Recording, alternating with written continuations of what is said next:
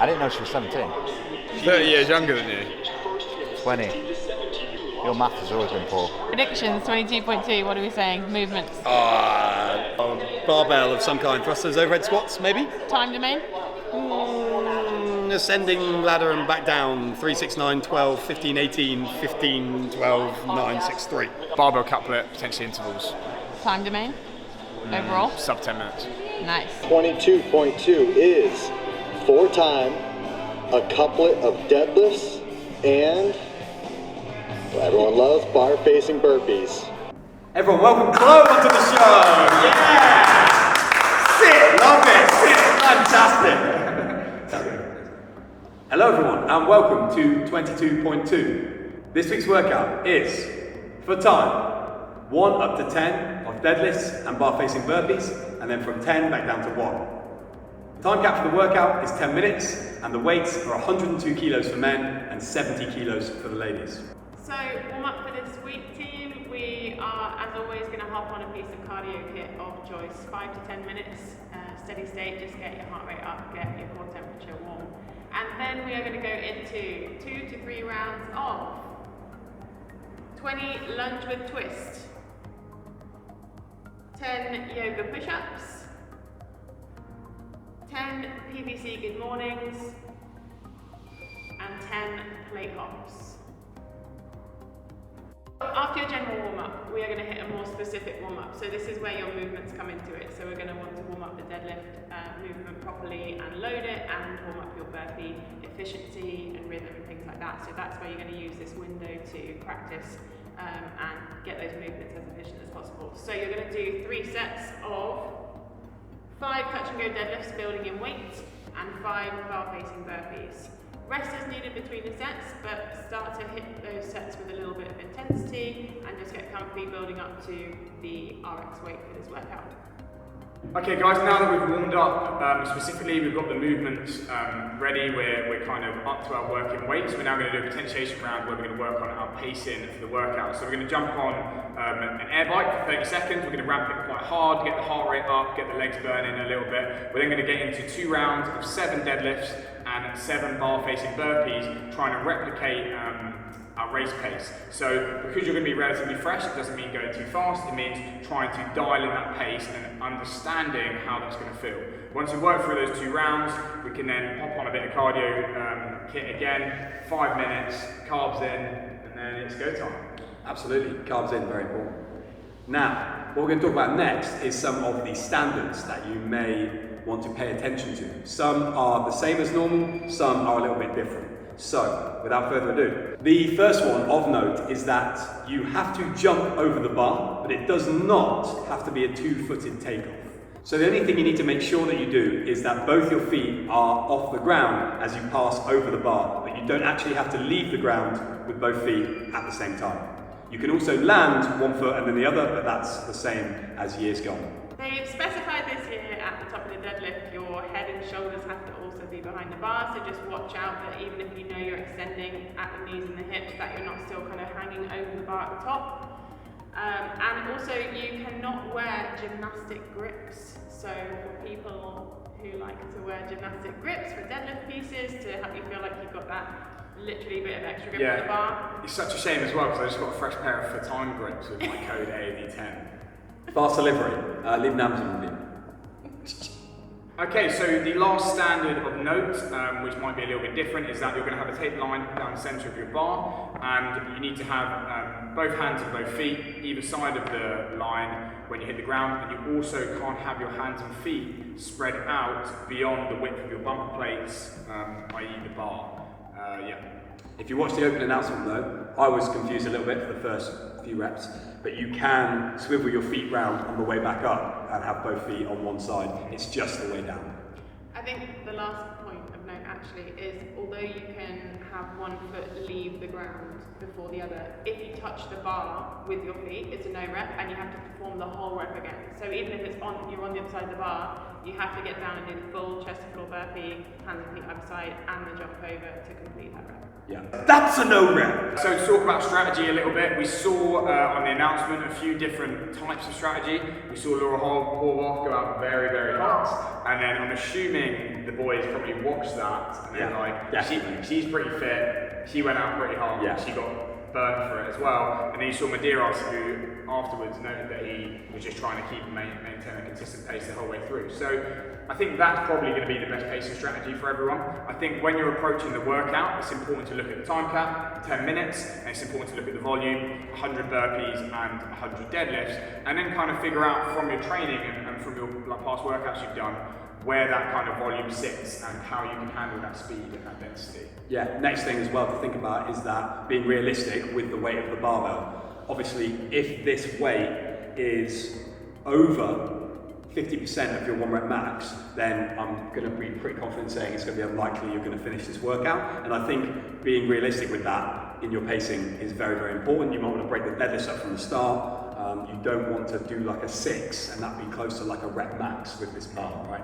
Equally, if you've got a huge deadlift, then you know that that's a place you can feel very confident picking the bar up and just repping these out, because the biggest set is a 10 and it's only once. Yeah, so in terms of pacing, what I personally would do is kind of just like break things down into reps per minute, and then think about the workload that you can handle per minute, and then kind of build yourself up from there. Because obviously, if you go out too hot and you've got this strategy in place, you know that you can rein yourself in a little bit to make sure you don't do too much too soon. So really, we're going to talk about the rep scheme now and how you want to approach that. Yeah. So it's an ascending ladder, and then it's a descending ladder. And as we see with ascending ladders all the time, you can go out.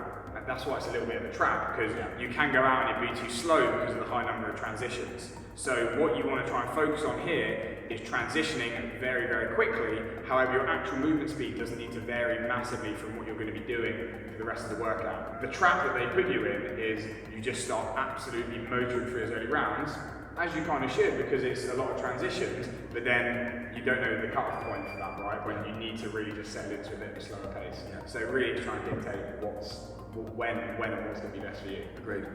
Will you guys be wearing belts for this workout? Yeah, I was going to ask you that. I feel like belts could affect transition time. I probably won't, I don't think, for this. I think I'd probably wear a belt loosely, so it wouldn't affect my breathing too much. I don't want to be playing with it. So it wouldn't affect my breathing too much. And then if I really start to struggle, then I would then use it. Hopefully it would just sit there. The adrenaline and the pace and those kind of things just completely eliminates it. Like if I'm looking at deadlift bar and it's like, oh yeah, I've got this, I'll just tighten this up and hopefully that'll push me to go a bit faster. I think that's a bit of preference. It's how you use the belt. And the weight relative to your max. Yeah, and also how it restricts your breathing. Yeah. Number 1 point from Adzi was do not in capitals, go out too hot. A bit similar to last week in that sense, like Medeiros said, like you repeated. Movement speed, very similar. Transition times need to be quick.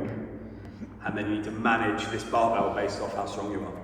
And then burpees, like, it's a bit up here, isn't it, really? In terms of pacing your burpees, you've got to get that pace really dialed in, and you've got to know how to settle into it, because if you go too quick and then you kind of fall off the edge of the cliff, it's so easy with burpees that once you've lost it, it's really hard to get back into that groove. So it's like, use that potentiation round.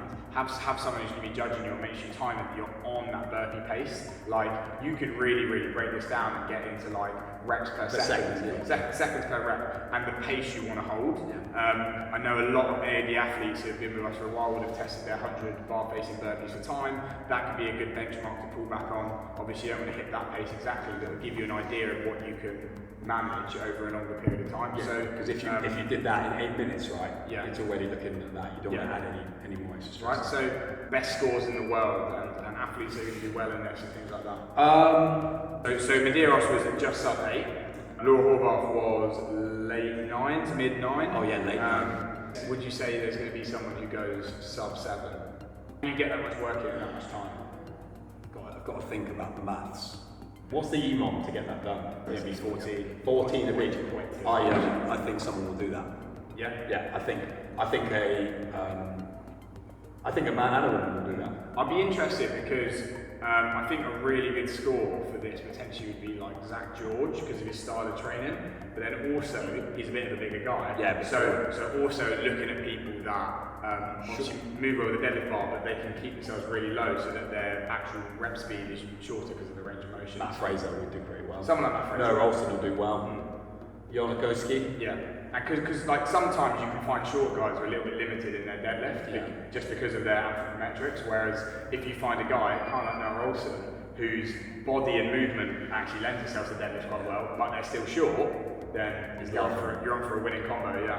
What about AODs? Yeah, AOD, less. I think Helen and Lois, opportunity for a very strong workout for them here. Yeah. They both really like a deadlift, especially Helen, and then Lois especially likes burpees. So yeah, I think for Helen, if she can get that dial pacing, she just does the deadlifts like not blind, but like she zones out. Yeah. And then just like right, do that burpee pace, off you go, and just repeat, rest, rinse, and repeat. I also think for your own Ross Whitney as well. I think that's a good. Yeah. It's quite a good workout, quite a good combo. Well, I obviously think right foot obviously will do pretty well. Alexia, she'll do well on this one as well. Even Jose is lighter, but she does a lot of deadlift. We do a lot of deadlift work, and she's quite nippy over the bar, so she'll do all right.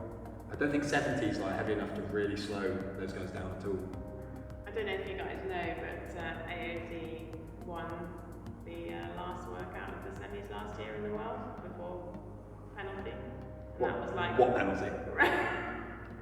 We don't talk about. Yeah. I think AOD like quite well known for just like really riding the line of efficiency on movements. So we've always been like the whole team, you guys, and a lot of your athletes will be people who will be riding that like skippy 2-foot takeoff line, and now you don't have to do that. I feel like, especially for our athletes, that's going to really open this up. And for a lot of people worldwide, I think it's going to really open it up because that standard of not having to have both feet take off at the same time, you can exactly settle into that pace because you know your pace. You don't have to worry every single rep about the feet. Agreed. I actually think it's a good standard change because I don't think it added loads. It just made it so easy to scrutinise people. I really think it's good because you can tell now quite clearly you just have to be in the air over the bar. That's it, and don't touch it. Next closing remarks. Thoughts on the workout? Yeah. Very, very inclusive. Yeah. For the second week in a row. For the second year in a row. For the second year in a row, yeah. Is this a change in what the Open is going to be like? Is it going to be more of a test of like really, really basic fitness? Work capacity. Without there being much necessity for a heavier barbell or higher skill movements. I don't know. We're assuming next week's going to have some skills in it. We haven't seen double unders, we haven't seen toaster bar, we haven't seen a heavy bar and opportunity to lift heavy. Obviously, this bar, in terms of inclusivity to people, is quite heavy. Yeah. But, it's really interesting how it's changing, and it's becoming more of a preliminary stage of the competition for people that want to go past that one. Yeah. And hopefully encourages more people to just go one and done and chill out a little bit. Yeah. Well, I don't think it'll be like people's backs are still sore from redoing the last one. Yeah. So, Got to be some squatting next week then. Double hinge. if you didn't have a squat pattern in the Open, I'd be flabbergasted. Double hinge. Yeah. It's good. It's good for someone with a long spine. I like that. There we go. Yeah. Sweet. That's a no rep. Just kick it on the side. 2, 1. AOD baby! Woo!